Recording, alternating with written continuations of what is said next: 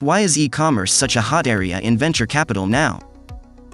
Edward Lickstein says, VCs are looking for long-term plays as well as those that are up and coming. I can tell you that in the automotive industry that we are in, VC and PE money has come on strong in the past few years.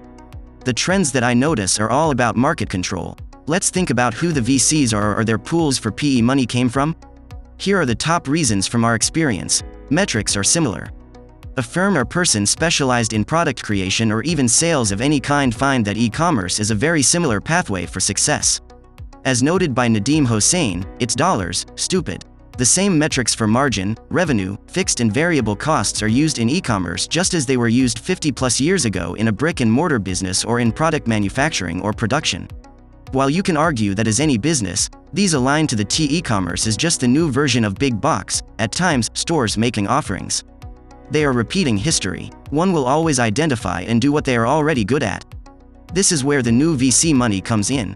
What we have seen is much of it comes from firms that have a big manufacturing background and have done great by owning manufacturing and then buying sales channels to distribute and own the process from top down. We know that over time, we will have bigger stores be prominent like Amazon, but they will construct of multiple small tailored stores. The VC firms are buying categories. They want to own an entire market channel. For instance, assume that we are targeting the e-commerce world of HVAC. You are a manufacturer-backed VC that also is the largest creator of HVAC equipment. Today, your number one supplier is Home Depot, but you are too small to own them. However, online, there's 20 e-commerce companies that dictate the e-commerce market along with Home Depot being a player. If you own 19 out of the 20, you will own the digital space for sales of your very product. Today, you can't buy Home Depot, but you can buy Home Depot's future of selling. Nadim Hossain says, here's why e-commerce is cool again. Social is changing the game, Facebook versus Google.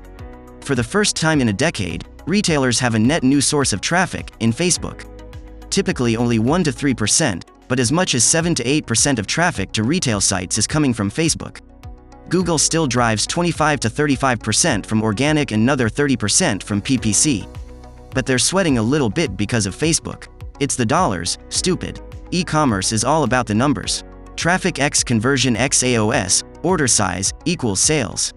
Retailers think in terms of percentages and fractions of percentages. If they used basis points, like finance people, they would sound even cooler. As a result of this metric orientation, anything that can drive improvements can be very valuable. Shopping is inherently social. This certainly varies by category, but by and large, consumers rely on trusted friends to give them purchase advice. As a result, anything that makes online shopping social is a natural extension of offline behavior. You can imagine sharing purchases and reviews for brands like Quicksilver, REI and Callaway. I just bought this sweet 5-person tent. Let's go backpacking. In fact, a Power Reviews study found that when consumers share product reviews to Facebook, they garner a 70% feedback rate, likes and comments. And each review shared drives $15.72 in sales through incremental traffic. http://www.powerreviews.com/infographic-facebook.php. While it's early days, retailers realize they cannot ignore these trends.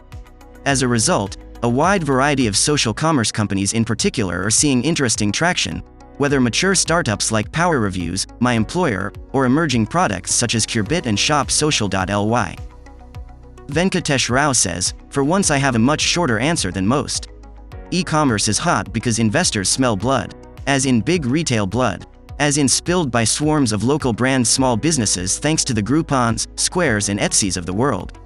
Those SMBs that can swim with the sharks can form locust swarms, piranha schools that can take down big retail, already weakened by the recession and resorting to desperate measures such as pushing Black Friday right into turkey digestion time. I think it was Peter Thiel who recently said it in the most specific way. He's looking for platforms that can aggregate small businesses. Much harder than aggregating consumer eyeballs or Fortune 500 client rosters, but if you can pull it off, you can join in the bloodletting. I have no investment money to spare, but I am trying to place my own in-kind bets in the e-enabled SMB sector. And an aside, stop calling it e-commerce. That's a dated term from when internet-enabled sales were just a plus market, garnish on the brick-and-mortar retail pie. Now it's not e-commerce. It's not even social commerce. It is just plain unadorned commerce, the heart and soul of capitalism. Thanks for watching our video on Why is e-commerce such a hot area in venture capital now?